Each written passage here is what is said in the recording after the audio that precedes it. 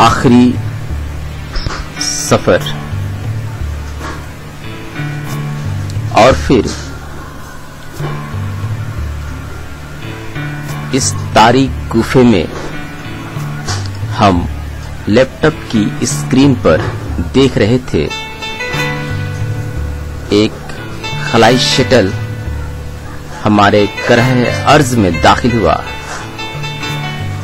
कसाफत से भरा हुआ हमारा कुरह समंदर की मौजों की तरह हरकत में आ गया और सकूत ज़दा माहौल में शटल की आवाज से दूर दूर तक शोर बरपा हो गया।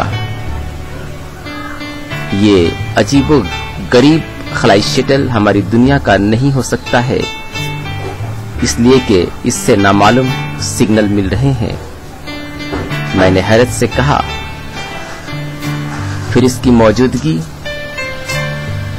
शायद ये यहाँ जिंदगी की तलाश में है। इस कयास आराई से तारीक गुफे में सन्नाटा फैल गया, लेकिन हमारा लाइफ डिटेक्टर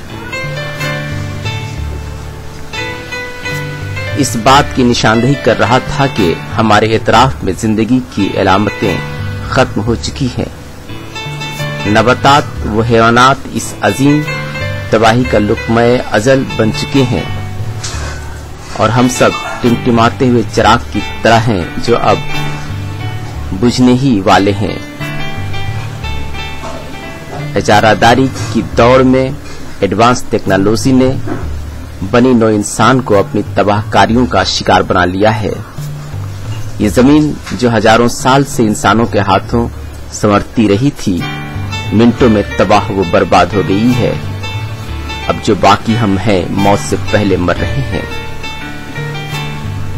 मगर कब तक हम यहाँ पड़े पड़े सड़ते रहेंगे? वो इंडस्ट्रियलिस्ट जो भूख से निढाल होकर औंधे मुंह पड़ा था, उकता कर पूछा, जब तक हम कंफर्म न हो जाएं कि बाहर कोई खतरा नहीं है। मैंने लैपटॉप से निगाहें हटाते हुए कहा ही था कि दूसरे ने हाँक लगाई, अरे कोई बाहर जाओ, देखो कहीं से जरूर कोई कमक आई है। उन्हें बताओ कि हम यहाँ भूखे हैं, हमें ग़िज़ा और पानी की जरूरत है। कौन बाहर जाएगा? जाने वाले अब तक लौट कर वापस नहीं आए। बाहर जहरीली फिजा मौत बनकर हम सबको इंतजार कर रही है। चलो यार, हफ्तों गुजर गए, इस अंधेर नगरी में मरने से बेहतर है कि बाहर की खुली फिजा में हम अपनी जान दे दें।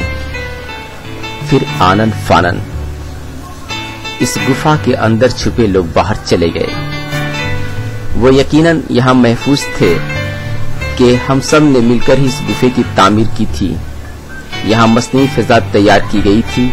बाहर की हवा अंदर न आने पाए, इसके लिए गुफे के दहाने पर एयर कंट्रोलर निस्ब किया गया था और एक मुअय्यन मुद्दत के लिए ऑक्सीजन का इंतजाम था जो अब खत्म होने के करीब था। लगता है यहाँ सिर्फ मैं ही तन्हा रह गया हूँ।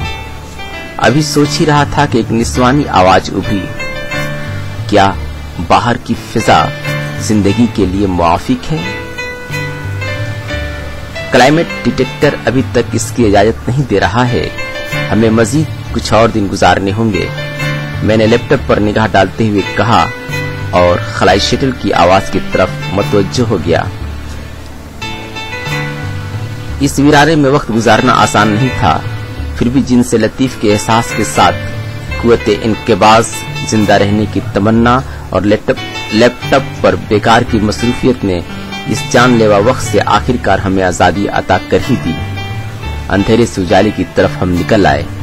तबाहशुदा दुनिया में तन तनहा जिनसे लतीफ को देखकर मैं हैरान हो गया और फिर मुझे यूं लगा मैं इस जन्नत में अकेला था। उदासी और गमगीनी मेरा मुकद्दर थी। खुदा ने मेरी तन्हाई को देखकर मेरे दिल को बहलाना चाहा और उस हुस्न की देवी को बचाकर मेरे रूबरू ला खड़ा कर दिया। क्या खुदा फिर आदम व हव्वा की दास्तान को दोहरा रहा है? मगर इस बार इस जन्नत में न हरियाली है और न ही चहचहाते परिंदों के शोर शराबे। यहाँ तो हर जानदार शय क़यामत से कबल ही फना हो चुकी है। या खुदा, हम कैसे रहेंगे? इस सवाल के गिर्द हम चकरा ही रहे थे कि खलाई शटर हमारे सरों पर मंडलाने लगा और देखते ही देखते हमसे कुछ ही फासले पर आकर उतर गया। हम मबूहत बने देखते रहे। कुछ लोग अजीब व गरीब खलाई पोशाक में पहुंचे, नीचे उतरे। देखो, यहाँ इस तबाहशुदा दुनिया की यही आखिरी निशानी है। उनमें से एक ने हमारी तरफ इशारा करते हुए कहा, हजारों साल कबल हमारे यहाँ जेनेटिक साइंस की मदद से इन्हें लेबोरेटरी में इजाद किया गया था। आजमाइश के लिए इस खूबसूरत जमीन का इंतखाब किया गया था, फिर इन्हें यहीं छोड़ा गया था। इनकी नस्लों का इजाफा होता गया और ये अपनी जहानत के सहारे नित नई चीजें इजाद करने लगे। हमारी काविशें कामयाब हो गईं, मगर ये अपनी शैतानी जहानत के बलबूते पर अपनी ही तबाही के सामान इकट्ठा कर बैठे और आज इस अंजाम तक आप पहुंचे हैं। चलो जल्दी करो, इन्हें ले चलो अपनी दुनिया के म्यूजियम में सजाने के लिए, ताकि हमारी नस्लें सबक हासिल कर सकें। और फिर हम गुजर रहे थे सितारों के समंदर से एक अनजानी मंजिल की तरफ कि मेरी आंखें खुल गईं। मेरे घर में झिलमिलाती हुई छोटी छोटी बरकी बत्तियां भी तक जल बुझ रही थीं और खलाई शटल की तस्वीर लिए कैलेंडर पंखे की हवा से फड़फड़ा रहा था।